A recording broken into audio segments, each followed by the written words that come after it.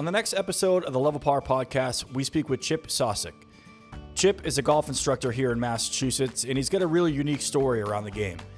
His parents owned and operated a 9-hole golf course in Connecticut when he was a kid. It's where he grew the love for the sport. He's also the head instructor for the Better Back 9 Foundation, which teaches the game of golf to veterans from the Special Forces. I hope you enjoyed the conversation as much as I did. And please, if you're interested in more about Better Back 9, they have a golf tournament at Shining Rock Golf Club on August 21st, and Chip will tell you a lot more about that. Chip, thanks for having me up to Shining Rock. We're standing on the par 3. Can you tell me about where we're at and how you started working with this course? Yeah, so I was reached out by these guys through a couple connections to maybe start teaching here, and then they took on new ownership. So things kind of were jumping all over the place, but the main club is over there, and then this is sort of a separate property that's very new and almost like a hidden gem. This par 3 course is spectacular. It's in unbelievable shape for a par 3 course. Our superintendent does a wonderful job with it. And then the driving range is new, so this is sort of my stomping grounds this year. It's great so far. Like we were talking before this, the par 3 course is great for juniors, great for anybody, and to contest, even an elite player. I've had some good players out here that have struggled on these greens. So this is where you're going to lose most of your strokes. Correct. You got to put in your hand a lot. The win and lose is right around here. But you got into teaching. I mean, you're 26 years old. How did you get into teaching, and why was it the path that you wanted to go to down like so early in your career? Yeah, you know what? I got very lucky. There's a guy by the name of Bill Smittle, who's a putting specialist. He was out in New York where I wrapped up college, and I started working with him on my putting. We would just have these super deep conversations about, mechanics, and he kind of saw that I was like kind of a nerd when it coms to the golf swing, putting stroke, all that stuff. So I was sort of chasing this, I was getting an MBA at the time in finance, and just looking to go that path. And then deep down, I don't really think I wanted to go that route. Yeah. So he approached me, and his son was the director of instruction at like an academy down there and in New York. And he reached out to me and was like, hey, if you want to teach, you don't have to go through the assistant pro gig. You don't have to try and get to the point where you can teach at a club. Like, we trust you. You can come teach for us like right out of college. So it was actually before I graduated with my master's that I started teaching, and there's nothing else I want to do with my life. I absolutely love it. I mean, the avenues to get into it have changed a little bit. Yeah. We talked off camera. Like I had got into the PGM track, I guess, like through a golf course, not through a school. But there weren't any other avenues at that point. Like YouTube wasn't really a thing. Social media was not a thing. Yeah. So there weren't avenues for you to kind of like put your name out there. You had to go through the traditional path. And I think it's really cool that you can kind of take something that you're super passionate about and just jump right into it. Yeah. What was that first year of teaching like? I mean, I'm guessing you had a pretty steady, junior level career, and then you play collegiately as well too. Yeah. I never I wouldn't call my playing career a success. I was very much obsessive over my golf swing. So what I got out of that was like basically it's not free anymore because I paid to go do a lot of stuff, but like a free education, just seeing different coaches. I think I saw the difference between at least what I believed was a good coach and a bad coach. Sure. Obviously learned a ton about the swing just by going and seeing, and you can get a free education anywhere online. Yeah. But you can also get university. Correct. You get some bad information. Of course, absolutely. I always tell my students that too. So be careful what you see. Yeah. But yeah, I absolutely fell in love with the golf swing, and I was very much a perfectionist, which kills you in golf because you're not going to succeed all that much. Yep. So I think I obsessed and I learned over mechanics and all that sort of stuff. And with my teaching, it's like I've obviously learned that stuff that I can apply to make my students better, mechanically. But, I also learned that you can't be that way and be successful. Sometimes you have to shut yourself down from watching video and obsessing over, the golf swing and how it looks. There's also obviously a performance. So, it's certainly working with competitive players is is my favorite, because it's like, how do you marry the coaching and the teaching, because they're very two different aspects of the job. So it sounds like mindset is such an important part of your teaching aspect as well too, or like at least the philosophy that you're taking into it. How do you balance it too between a physical sport and a mental sport? Yeah. Because I would say it's probably more mental in a lot of Sure. cases. I mean, there's always the argument, and I battled that my whole life of like, I had everyone who saw me play was like, man, you're so talented. The way the ball comes off the face is unbelievable. But it was like, it never felt that way to me. Yeah. It was always like, I always thought my swing was horrible. And I try and tell my students now, like, hey, we've all looked back at video from 6 months ago and said, man, my swing was so good then. But 6 months ago, we didn't realize it was good. Yeah. So it's good to like, just, yeah, you can't be obsessive over the way it looks sometimes, even though, I mean, yeah, there's a mechanical side to it, and you want to have your swing look good. And there's the whole debate of, is it 80% mental, is it 20% mechanical? I mean, to me, it's they both just work together. Yeah. They are way. separate things, but they do work together. I mean, I'm a big believer of like, if your mechanics are good, they'll hold up when you need them to be. Sometimes people tag, their mechanics not holding up under pressure as emotional, which it certainly can be, and mental. Yeah. But to me, the best players have mechanics that can hold up when they're a little tight. No, yeah. No, it's I feel so much of what you say about like looking at your golf swing and being like, because I feel like I've been told that my entire life. Like, you got a great golf swing, and I put it up on Instagram. People are like, this dude must be a scratch, and I'm like, no, I've struggled, and I don't know where the breakdown is, and I think it's always the quest to try and find where is the breakdown. Is it because I don't trust what's back here? Can't see it. I have no idea where it is, and you get kind of lost where you're trying to find that.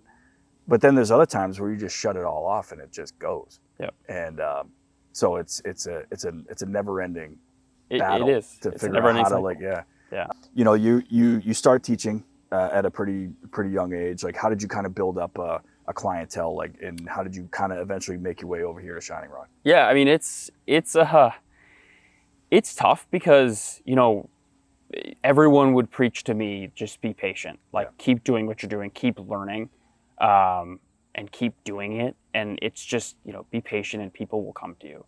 I think finally I'm sort of seeing that where people are coming to me of all skill levels, which I like.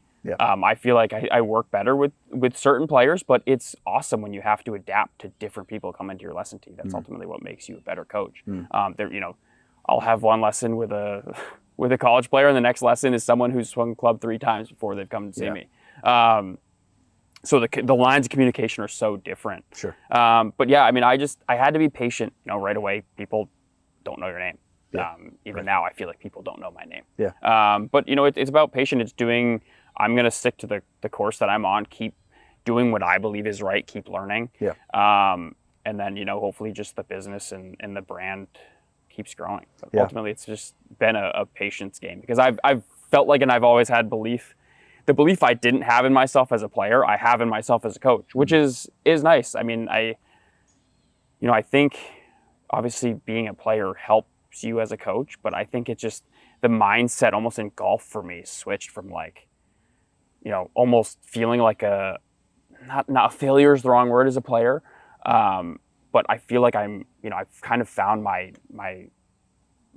spot, my sweet spot with coaching, which is a good feeling. It's a hard reality to not get to where you want to get to as a play. But I was actually having a conversation with somebody about this yesterday. Somebody who's struggling with feeling like they're never going to reach where they're going to get to.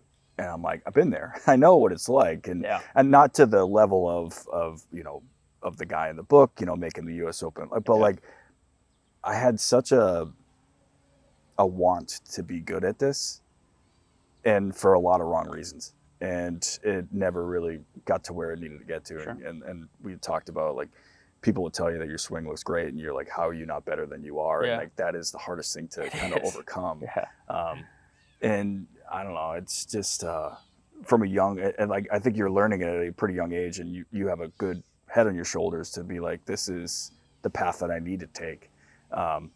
And it's one that I didn't have. I didn't have that ability to kind of look at a different perspective. So like your maturity is like way beyond your years, man, to be able to kind of like see it, know that this is the path we want to go down. And it's a very busy, crowded golf space too, right? Yeah, it is. Like how has it changed? Like even just in the couple of years since you kind of got into it? I mean, you know, I got into coaching post COVID.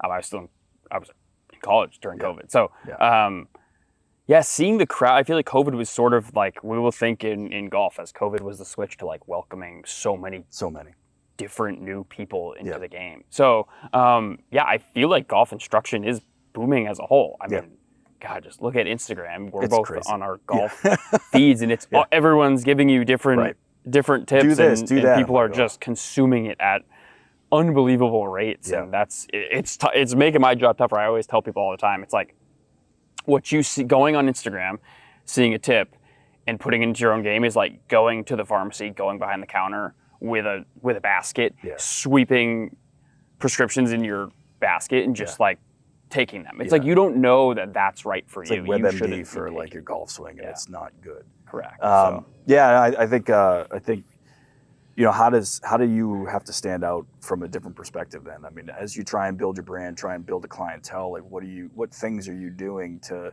maybe try to differentiate yourself, but also are you just trying to be the best teacher you possibly can and then getting referrals that way?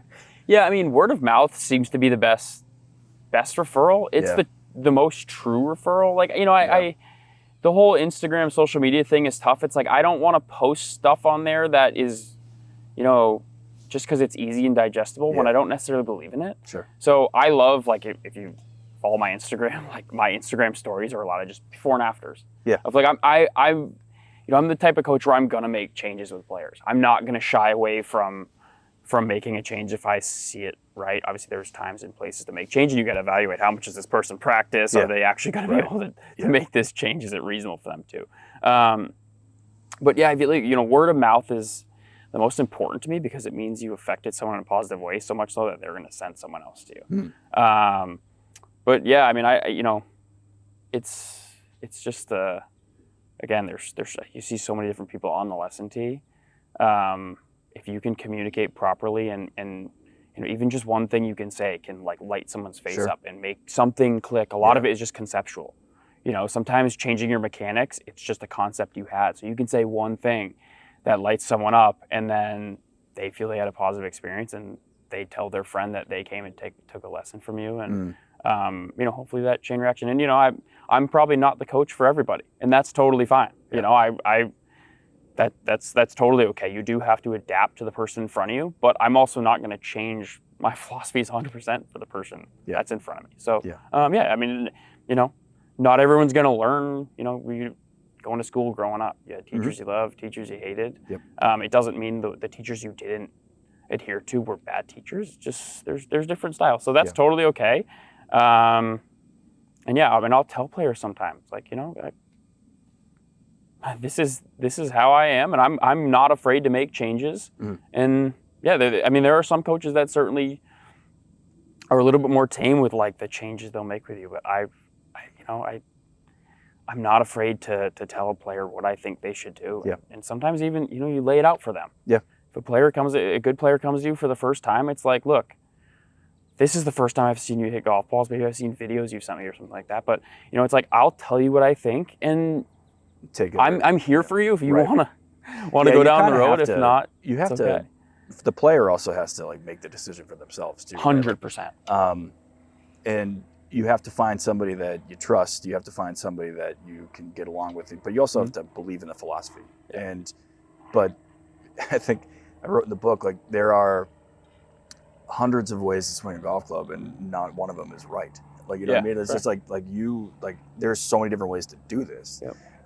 There's probably like some fundamentals of like making sure you're aimed the correct way and all those things. But but then maybe there's not, because you look at like Chris Goddard up on tour and he's like Yeah. aimed like so far left that he's like one of the best You players. aim your shot. Yeah, exactly. So like there's really no right way to do it. So I wanted to ask you, like, how important is it to have that one voice that is like above all other voices as a golf coach? Because you know, you think about, you got your putting, you got your chipping, maybe you have like specialists to help you out, but there's probably got to be like one voice from a swing mental side that you might need to follow more than others, or is that something that you don't believe in? You know, I mean,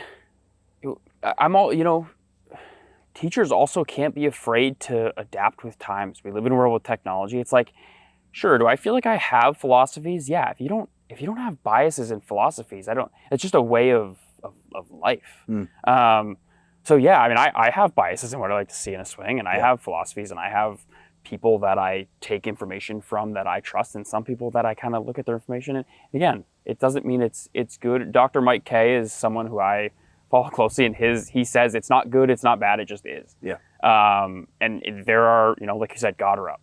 I wouldn't teach a lot of things that guy does. But what he does isn't good, it's not bad, it just is. And it is for him, and it's right for him. Yeah. And so that's, it's complicated. Yeah, no, it really is. I mean, like, think about just how do you hit a golf, even mid-round. Like, sometimes you just have to change and be like, hey, this is the swing I brought today. This is the girl I brought to the dance. Like, this is the one who I'm going to dance with. So, you also have gotten into teaching at a pretty important nonprofit. I want to give you a chance to talk about the Better Back Nine Foundation and the things that you're doing with them. Yeah. So this foundation, it's funny. I owe my buddy Fletch. I owe him a lot of credit. He's the one that sort of, when he was my best friend in college when I got offered to sort of teach, and he's the one that was like, hey, you should. I was sort of like, I'm not going to do that. I'm not going to make money the first couple of years. And he was the one that was like, dude, you're good at this. You should do that. So I owe him a lot of that. And I also owe him, I was down playing golf with him. His family lives in Pinehurst, and I was down playing golf. And we were playing with one of his buddies who brought a fourth. And the fourth happened to be a good friend of mine, Guy Mosley, who, was sort of, he's the director of outreach for the foundation. And this was at their very early years. And he was just telling me about it. And a couple months later, when I really dove into teaching, I reached out to him and was like, hey, man, if there's like anything I can do, I would love to give back to these guys. It's something I'm passionate about. So he connected me with the founder, Jason Mitchell, who's another, we're super close now. And I went to one of their foundational golf experiences and taught for like their day of teaching and hung around with the guys. And I loved it. But I think most importantly, they liked what I did. And they invited me back to their next event. And after that event, it was sort of like, hey, we want you to do this, stick with us if that's fine. And I was so honored. I'm their head of instruction. I get to travel around, meet some unbelievable people. And these are all people that were in special forces. Yeah, so it's special forces guys. We basically, my buddy Jason, the founder, unfortunately had a teammate when they got back from a deployment in 2022 take his own life. And the suicide rates in the soft community are way too high. And as you know, as it correlates to the book, everyone who has played this game for a little bit knows that it can be your escape. The golf course will be your friend, whether you're playing it alone or you're playing it with buddies. It's just like the golf course is our conduit. We create experiences for these guys, whether it's we have a week-long event or one-day outreaches. So it's all special forces guys that are either about to retire or just retired. And we just try and give them golf. Some of them, it's their first time touching a club. Others sort of have a foundation in the game, but we like to just give them premium experiences. I try and offer them pretty premium instruction. Obviously, that's a whole other topic is how I, face just giving them a lesson one day, knowing this guy's from Arizona. And I always tell them open line of communication. You can reach out, send me videos, ask me questions. But so that's a whole other discussion. But we try and, get them great golf courses to play. And just give them golf and give them each other. They all enter into an alumni network afterwards, where I know these guys from these events play with each other regularly. Yeah, so it's building the community after they leave a community that is very strong while they're serving. Yep. Right. So, and I'm guessing, special forces, you have to be a certain kind of person to make it to that level as they're in their field. What dynamic is it to teach them? Because like, I'm sure they're like, we want to be coached hard, but also we want structure. And so how do you kind of develop those kind of things? Or is it completely off of what I just said? No, I mean, you hit the nail on the head where these guys are, they're some of the more coachable people that I get to be around, which I appreciate the heck out of that. I mean, these guys, Jason, our founder, he always tells me these guys learned how to shoot from the best instructors. They learned how to do their whole system from the best of the best, because it's important. So their process must be like insane. And it's like, you could teach somebody how to like do a process and do a pre-shot routine. And that's probably the easiest part of the job when it comes to working with these folks. So but it's also scary, because what you're telling them, they're listening. Yeah. So it makes my job, and again, I have most of the time, and I've seen guys multiple times. Most of the time, I've got not only one day, but like their section of being in front of me, I've got you better be maybe clear, an hour concise. with these guys. Yeah. So it's like what I say matters, and they're going to take it. So it makes my job hard. Yeah. But yeah, I mean, I've met some incredible people, truly. Yeah. Given some of my favorite lessons I've ever given, and they teach me lessons that are invaluable, more important than the ones that I'm teaching them. So has it made you a better coach?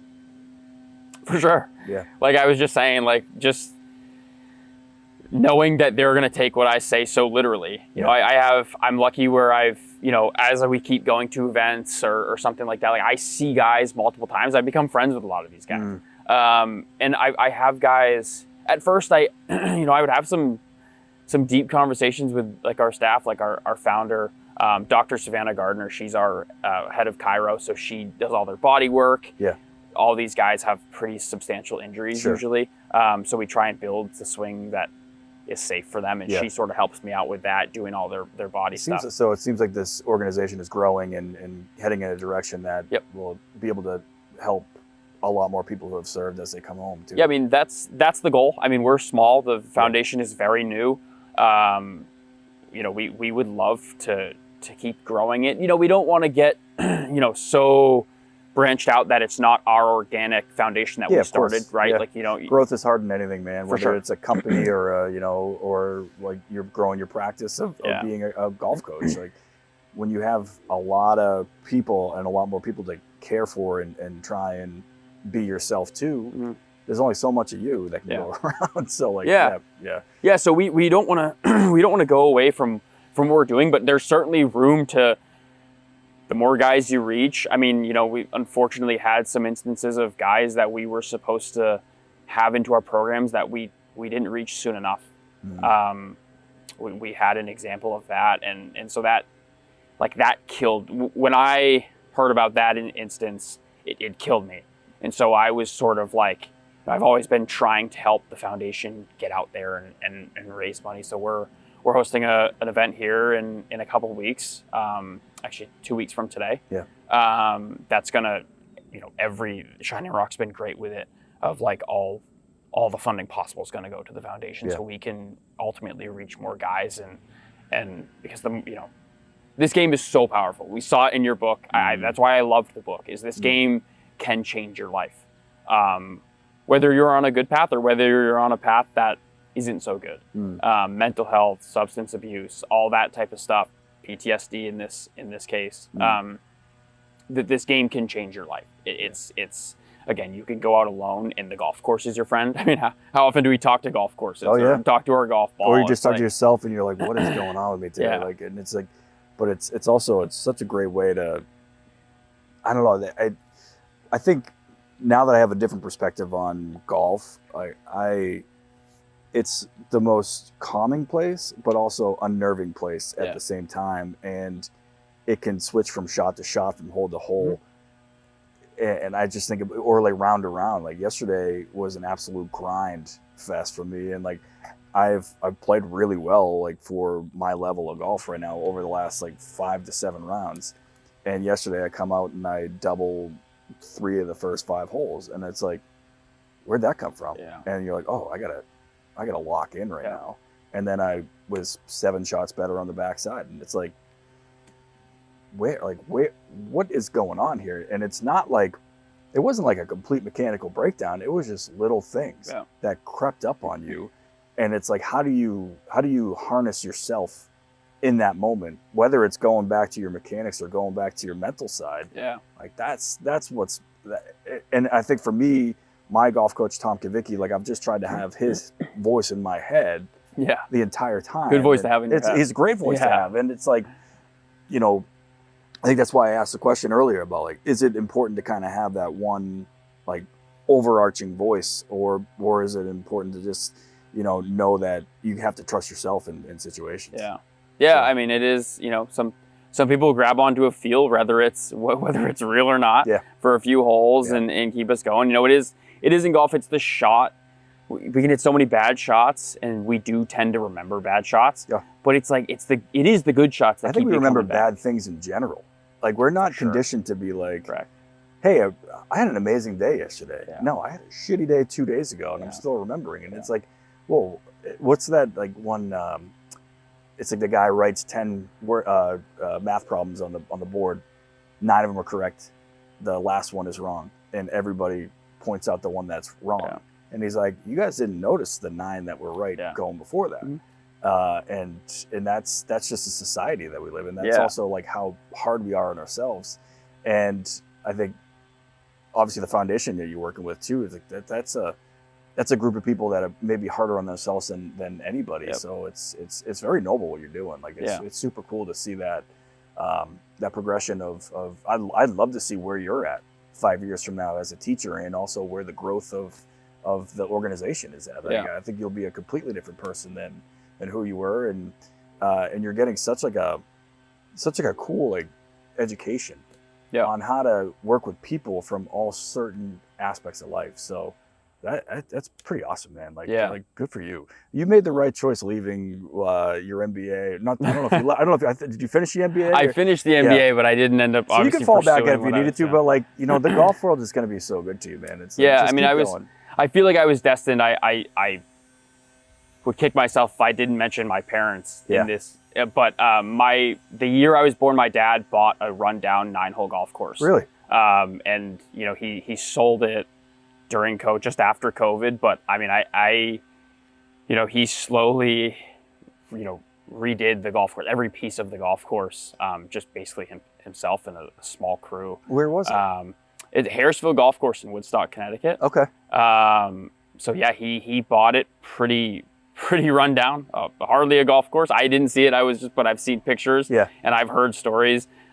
He put his blood, sweat, and tears into it. I mean, I was lucky where he's the hardest working guy in the world. So I, you know, been able to see that and try and add that into my life. But yeah, I mean, just, you know, that's where I sort of was able to gain my work ethic and appreciation. My first love for the game was not the swing. It wasn't even playing it. It was grass. It was raking bunkers. I mean, I remember sitting in the maintenance building at his course, just like, you know, on the seat, reaching for the pedal, seeing if I could reach the pedal without killing the seat kill switch.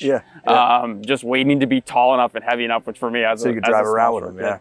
Yeah. So, I mean, I was on a mower from literally the day I could touch the pedal without killing the engine with the kill switch. And so, yeah, I mean, I fell in love with the game and golf courses just through that. No, so your dad owned the golf course. Was that his full-time profession, or was no, I mean, it was people think of it as very glorious. Like I tell them my dad owned a golf course, like, wow, that's like awesome. Like such a people don't understand the golf industry. it was a very honest living. Yeah. He worked, I mean, you know, unbelievable hours, like literally 12 hours a day, 7 days a week. Yeah. Because this grass is always growing, and you're dealing with so many elements. Yep. And you have to have a good product to put out there. No, and he my dad is also such a perfectionist like I am, where he's Like he wanted it to have the family. He wanted you to be able to play his golf course and know that he, my mom, our staff was taking pride in it. Yeah. You know, my mom, my mom would be in the shop, and then once someone would come in and take over for her, she would go outside. She'd put her dirty pants on and she would be weeding the flowers, the flower beds. And, you know, just like my dad would get there at 5 a.m, do his work. And then at 6 o'clock at night or 5 o'clock at night, he would change his clothes and go work in the shop. So it was very much like they wanted it, you know, done the right way. And they wanted people to be able to see that when they played. So I feel like I sort of take that into not only my job, but my life with like, you know, I want people to come take a lesson from me and get a good product, whether it's making sure that I have an organized space to give a lesson or the, you know, just like clear communication. I want someone to be able to take a lesson and feel like they've gotten like an experience that was worth what they paid for. Ultimately. So I think, you know, I would have been remiss if I didn't. No, I'm glad you didn't mention I didn't know that story, but think about like, now I can see why golf was just always calling to you, right? Like, I mean, I think it's when you graduate or you go to school, you probably have this crazy idea that this is what you want to do. Society tells you that go get a job, go make some money, go do what you need to do, and you know, put money on the table, right? And how many people do? I mean, I've got 16 years on you, man. Like, how many people that I know that went to college that aren't even studying the thing that they ultimately wanted to do? Where, you know, life happens, right? Like, and you put yourself in situations where you have to choose career over passion. Yeah. And I feel like when you can successfully chase passion, that's when like people say you don't work a day in your life, but you work every day of your life. Yeah. You work because you love doing this. And it's like, and I could tell how passionate you are. I mean, I think I've had to remind myself that's why I wrote this book and why I wanted to get into it and why I wanted to like tell stories and sit in front of things. And I've had days where, you know, book sales aren't this, you know, nobody's reaching out, nobody's watching videos, and it's hard, but I don't think I'd want to do anything else right now. And I love the passion that you just see it in your face. It's really cool to kind of see. And I'd love now knowing that, you know, it came from a place of where your parents were. Yeah, sure. I mean, it always felt like, I mean, growing up, I always was like, oh, I want to be a superintendent like my dad. I want to be a head pro. And then it was like, what do I want to do? And you know, maybe it was like right timing of it where just like my passion lies in teaching and getting better. And like, I see it with you too. Like you were just saying, you see me, I see it in you. And like, I mean, seriously, you know, you need your flowers with like that book. Oh, I mean, I'm not a reader. And that's what you said to me. I'm like, oh, well, thanks, man. Honestly, like these are, the more that it gets out there, the more that I'm hearing that from people. And it's like, it's the exact response that I wanted. Is it the exact response that I needed to keep going? Probably. Yeah. Like I want people to love this book. I love this book. I couldn't have wrote the story without the life that I led before. But I mean, like, so I don't even know how we initially got connected, but I think I just like shot you a DM because you had followed me, and I'm like, oh, that's cool. Like, if you ever you know, want a copy of the book, like whatever, and you're like, no, I'll pick it up, and and like, I guess we'll roll right into Level Par. Like, tell me about the story. Like, how did it resonate to you? And I mean, you know, whether you're battling like, you know, whether you're battling something like that or you're, you know, no matter what, like we've all battled something in life.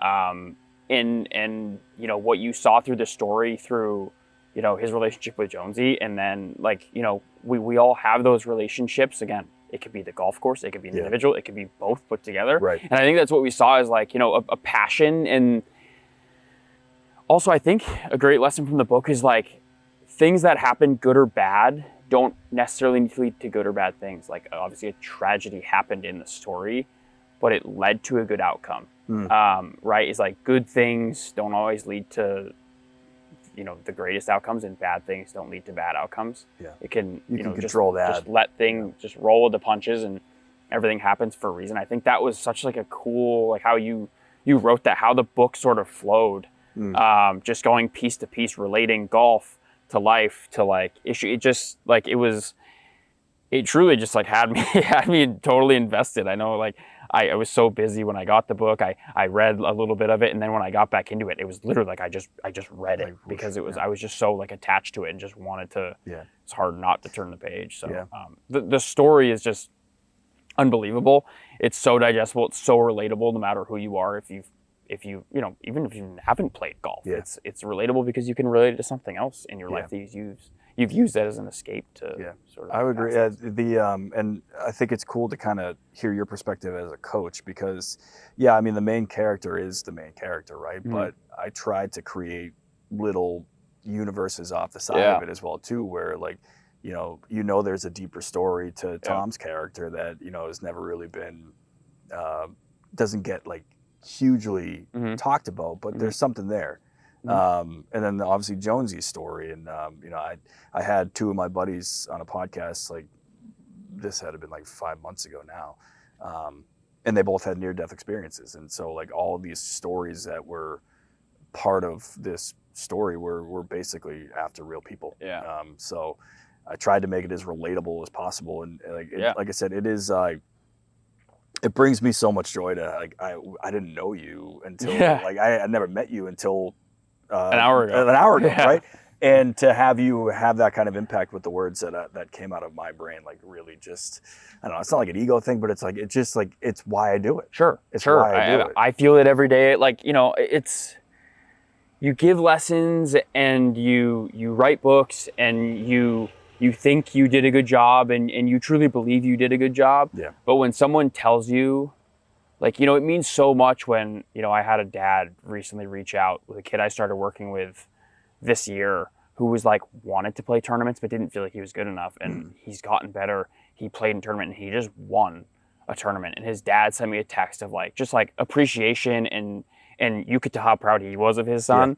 And like I was so proud of his son, and like he was thanking me, and just like that gratitude is just it means a lot. It's what assures you that what you did is right. And it just like, again, it's not necessarily an ego thing. It's just like it makes you push harder towards what you did. Like, okay, what I did was right. It meant something to someone. So like, I'm going to keep working on it. You're going to, keep doing your thing, which is great. And it just pushes you to keep doing what you believe is the right thing. So it's, that stuff it's awesome. It's what keeps us going. Cool. Where can people go to learn more about what you got going on, whether they're interested in lessons or interested in learning more about the nonprofit that you're working with? Like, where can people go to learn more about you, Chip? Yeah, so I'm on, I guess my biggest presence is on Instagram at Sosik Golf, my last name, and then golf. Same with the website, my website, sosikgolf.com. And then I've got links to the foundation on there, but the Better Back 9 Foundation, if you Google it, their website's great. We've got some videos that sort of describe the foundation. But yeah, I mean, it's just, I try and put my phone number out there and just tell people, like, seriously, like, I will get back to you by the end of the day, whether it's, whenever, when I'm laying in bed at night. But like, I love what I do. I want to help as many people, and just I'm sure you feel the same way. Yeah, oh, absolutely. So, just creating the avenues. Just be careful with that, because like you want to have some time for yourself. You got to still play a little golf. Sure, I will. That's my only. If I was going to impart any wisdom onto you, it's like be available, but also like be available for yourself. Yeah. Which is like, I think also the part of the story as well too. It's like you can't pour from an empty cup, and you can't teach and impart your wisdom about the game if you aren't refreshing your skills, refreshing your passion for what you're doing, and truly giving yourself some time to say, hey, like, not everything has to be 100% grind. I wish I could take my advice all the time, because like it's something that I struggle with, is like, how do you shut off in a positive way, knowing that you have to take little breaks here and there to like truly break through. Sure. So yeah, that would be my only. Yeah, you definitely have to have your resets. Like I was just saying, my love for like grass is like my this grind of a summer season of like, this you're right in the thick of it. Season, we're in the thick of it. Like days like today where, you know, this afternoon I'm going to go home and mow my lawn. It's like, that's my favorite part of the week. That's my reset, is putting my headphones in, mowing my lawn, and just like, it sounds crazy, but like, yeah, you need You're those an old soul, resets man. to come You're back an old the soul. next day. Awesome. Sure. Chip, thanks so much for Yeah, joining. no, I appreciate you Appreciate having it. me.